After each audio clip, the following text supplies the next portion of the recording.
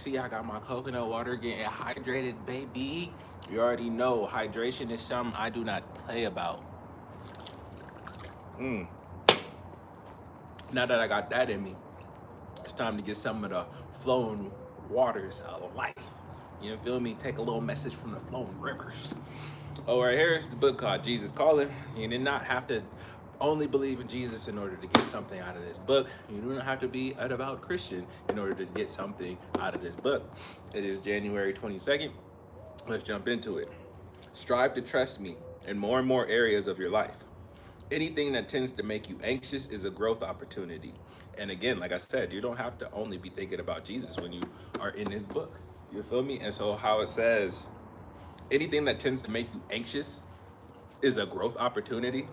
That's for life just in general. Because if it's something that makes you anxious, excuse me, if it's something that makes you anxious, that means you have some fear around that thing.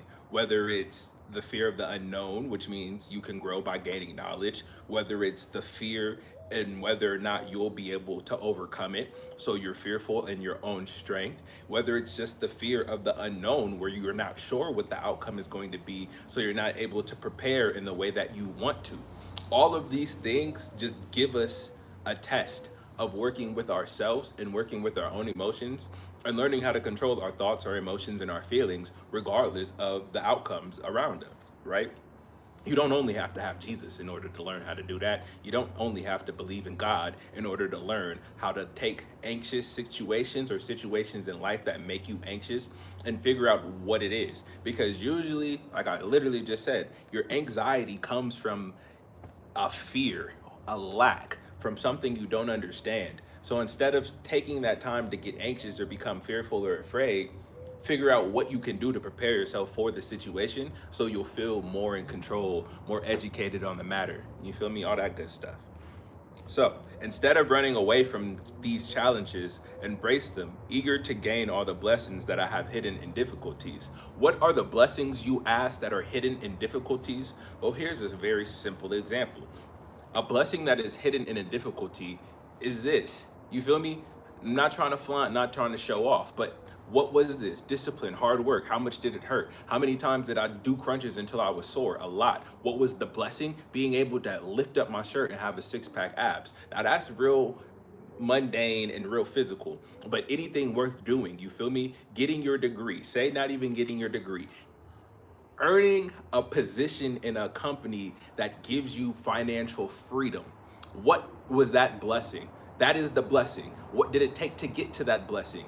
It took time, dedication, hard work. I'm sure it took sacrifices. There's times where you wanted to be at the club or be at the bar, and instead you were sitting somewhere studying or taking an exam. You feel me? These are the blessings that are hidden in the difficulties. And that's the big problem with today's world is like we have so many things that give us instant gratification and we're able to put money on so many situations. I can buy this. I can literally order something from halfway around the world that I've never seen before, and it makes me happy to know this is something new for me and it's exciting. But once I get it, now I'm on to the next thing. It didn't take a lot of time for me to get it, right? It took a week, maybe 2 weeks. I didn't have to work hard to earn it. So I'm going to be looking for the next thing. And so a lot of the times when things are difficult, we don't have the wherewithal to stick with them in order to find the blessings. You feel me? Sometimes you have to see things all the way through. A lot of things take processes.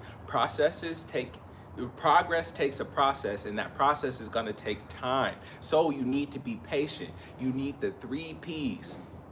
If you want progress, that means you have to trust the process and learn to be patient. You feel me? Because nothing's happening overnight. Rome wasn't built in a day. They said it all the time. You feel me? And like I just said, if you want to have the physique that you want, it's not going to happen in a day, a week, a month. You're going to have to trust the process as you watch the progress, which is going to take you being patient. If you believe that I am sovereign over every aspect of your life, it is possible to trust me in all situations. Don't waste energy regretting the way things are or thinking about what might have been. And so, 2 parts with this. If you believe that I am sovereign over every aspect of your life, it's possible to trust me in all situations. So, for people who don't believe in Jesus Christ, for anyone who just believes in a higher power, or someone who believes in the divine nature of the universe and all of its gloriness, you feel me? Or if you believe in Buddha, whatever the case may be, you're putting the idea out there that this was predetermined and predestined by something outside of you. So, clearly it knows more than you do. So why are you spending your time being anxious? You might as well trust the process and go with the flow and figure out how you can best prepare for what's coming next, right? And with this, don't waste energy regretting the way things are or thinking about what might have been. I heard something that was like, if you're depressed, that means you're living in the past. You're thinking about circumstances that already happened or that you wish went differently. And if you're anxious, you're living in the future and trying to plan for things that you have no understanding of because they haven't happened yet.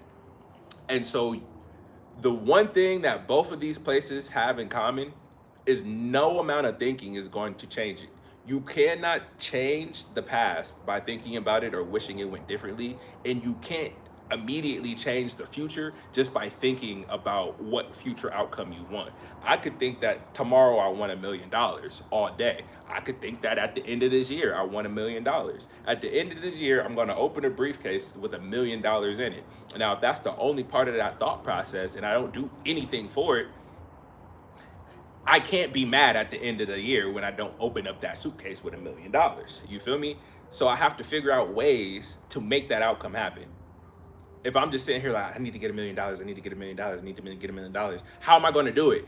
Solutions, answers. What can I do in this very moment in order to put me on the trajectory to that? That's where all of our power is. All of our power is in the now, because right now I can literally take this book and throw it.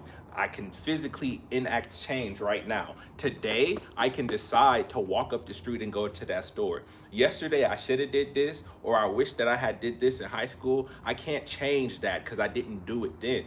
And if I think about, oh, well, tomorrow I'm going to do this, I could be wrong because I might have to do something else tomorrow. All my power is in the right now and what I decide to give my attention to. So a lot of the time when people are living their life fearful and regretful is because they're not paying attention to the present moment and where they are right now and taking every resource around them in order to make the change that they want to see.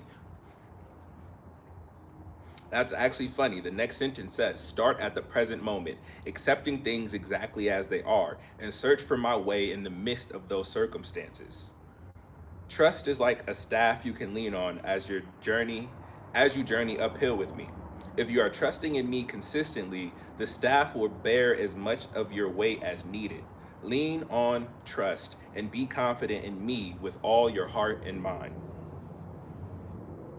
Yeah, I don't really have too much more to say. I feel like I'm gonna just keep talking in a circle if I go any further with this. You feel me? Let's get to the scriptures. Psalms 52:8. But I am like an olive tree flourishing in the house of God. I trust in God's unfailing love forever and ever. Proverbs 3:5-6. Lean on, trust in, and be confident in the Lord with all your heart and mind, and do not rely on your own insight or understanding. In all your ways, know, recognize, and acknowledge him, and he will direct and make straight and plain your paths. This is the last thought I'm going to leave y'all with. And so it says, in all your ways, recognize and acknowledge him, and he will direct and make plain your sights. And so, again, even if you don't believe necessarily in Jesus Christ or God, right? We all know there are things in the universe that we don't understand, right? I literally don't understand how the synapses in my brain are tracking that I want to move my hand right now. Because before I could even think about moving my hand, it's already happening, right? And so with the fact that we know there are so many things that go on in this world that we are unable to completely understand and pinpoint what and how, I do not understand why we as human beings who can admit so much of our own body and existence we don't understand can't simply trust that life is working out for good even in a way that we don't understand it, right? Because I'm not gonna wake up tomorrow and be like, oh, my might not work today, or this might not be the best way for my lungs to work automatically. My heart is pumping funny. I don't think my heart is pumping in the rhythm that it should be pumping in. Like, no, bruh.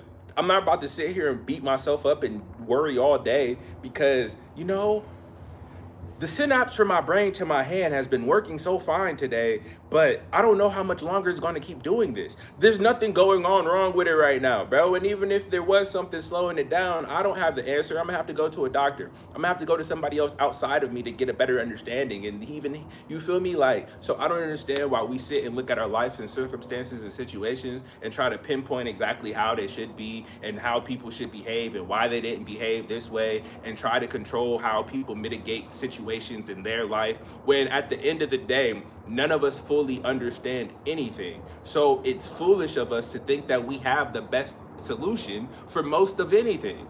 We have the best solution that makes sense to us in the moment, given the information we have. And so in order to be better people, we always have to be looking for the information in the moment that's going to best benefit us in the future, as well as relieve the stress and the anxiety. We cannot try and figure everything out all the time before it happens. We can't. And if we know that our breathing works, that our brain synapses work, that the world is still spinning, why do we try to concern ourselves with so much that is out of our control? That's my overall question. That's my big brain thought for today. I'm off to the studio to go make some music. It says, child of God, amen. I know whose I am. I hope you do too.